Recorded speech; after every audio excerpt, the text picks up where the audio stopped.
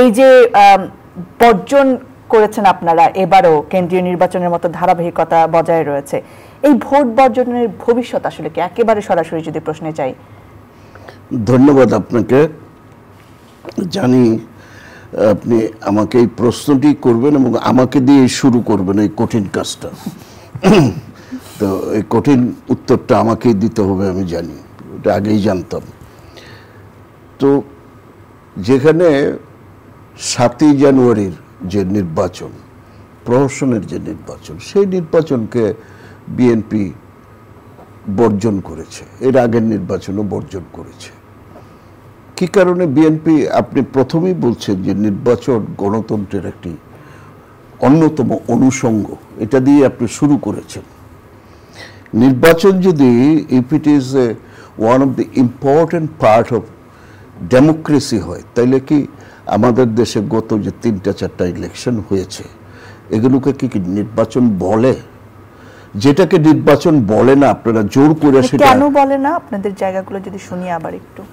প্রতিদ্বন্দ্বিতামূলক হয়েছে, অনেকগুলো দল এসেছে। আপনি যদি এথিক্যালি যান যে এখানে জনগণের পার্টিসিপেশন, জনগণের অংশগ্রহণ সেখানে হয় না, আপনি জনগণ ভোট দিতে না আসলেও আপনি আইনগতভাবে আপনি ওটাকে নির্বাচন বলতে পারেন। কিন্তু ইথিক্যালি এটা একটা মর্যাদার জায়গা। মানুষ ভোট দিল না, কিন্তু একটা সরকার গঠিত হইল, একটা পার্লামেন্ট গঠিত হইল, এটাকে আপনি কিভাবে ব্যাখ্যা করবেন গণতন্ত্রে?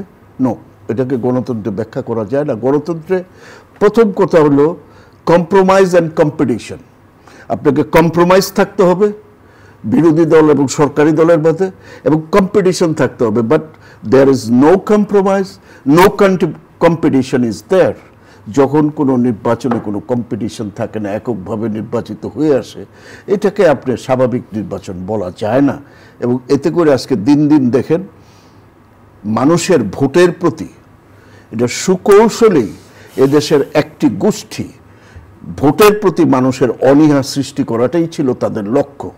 কারণ চিরস্থায়ী ক্ষমতায় থাকার জন্য এই কাজটা তারও দরকার, মানুষ যাতে ভোটমুখী না হয়, বিনা ভোটে নির্বাচিত হওয়াটাই ছিল তাদের লক্ষ্য। এবং কারা এই সরকারকে সমর্থন করছে?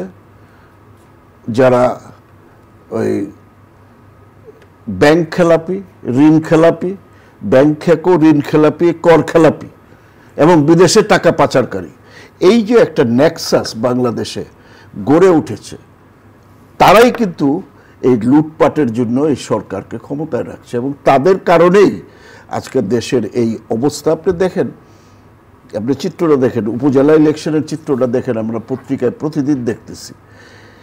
আমরা এর আগে কিন্তু উপজেলা ইলেকশনের অংশ নিয়েছিলাম, আপনাদের খেয়াল থাকার কথা। প্রথম ধাপে আমরা খুবই ভালো করেছি, দ্বিতীয় ধাপে যখনই আমরা ভালো করা শুরু করলাম, তখনই নির্বাচনে কারচুপি শুরু হলো এবং বিএনপিকে ঠেলে দেওয়া হলো। এই অভিজ্ঞতা আমাদের তো আছে। আর আমাদের দেশে ধরেন, এই যে আমরা সাধারণত স্থানীয় সরকার নির্বাচনকে বলি যে জনগণের যে ক্ষমতায়ন, যে আর্টিকেল 7 অফ দি কনস্টিটিউশন, যেটা যে জনগণকে ক্ষমতায়ন করার মূল কাজটাই করে এই স্থানীয় প্রশাসন। জনাব আতাউর রহমান ঢালী, আপনার সবগুলো অভিযোগ মেনে নিয়ে আপনার জায়গায় দাঁড়িয়েও যদি বলি, শুধুমাত্র ভোট বর্জনে কি এটার প্রতিবাদের ভাষা কিংবা এর থেকে পরিত্রাণের উপায়? আমরা তো শুধু বর্জন করে বসেই থাকিনি। আমরা অতীতেও বর্জন করেছি, বর্জনের পরে আন্দোলন করার চেষ্টা করেছি, এবং আমরা সফল এই অর্থে বলবো যে গত নির্বাচনে আপনারা দেখেছেন যে মানে 15 থেকে 20%-এর উপরে, ইসির শতাংশটি আরো বেশি। ইসির তো যে কানে কানে একজনের পিছনে বইলা দিছে, যখন ইসি বলতেছিল 28, তখন কানে কানে আরেকজন তাকে কমেন্ট করছে না 42 বলেন। তো ইসি তো সাজানো ইসি, তাদের আগেই নির্ধারণ করে রাখছে যে কত বলবে। তো এর আগের 14 সালের ইলেকশনে 5%, 10%ও যায়নি। তো এই যে মানুষের ভোটের প্রতি যে অনীহা সৃষ্টি করা, এবং দেশে আজকে যে অবস্থা চলছে, এই লুটপাটের অর্থনীতি, লুটপাট করে দেশের দেখেন পুরা অর্থনীতি শেষ, খালি উপরে আপনার অনেক সময় অনেক লোক দেখা যায় যে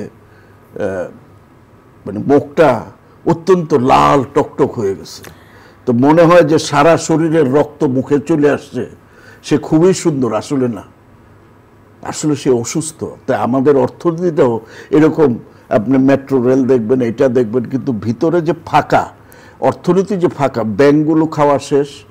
আপনার যেই বিদ্যুৎ নিয়ে এত হাহাকার, বিদ্যুৎ নিয়ে এত বড় বড় কথা আমরা খামবাব করছি, আমরা তো সেই জুলফিকার আলী ভুট্টোর কথা, ভুট্টো এক মিটিংয়ে বক্তৃতা দিতেছিল, তখন ওরা বলছে যে তুমি তো শরাব পিতা হয়, তো ভুট্টো জবাব দিছিল, হ্যাঁ हम शराब पीता है लेकिन आदमी का खून नहीं पीता।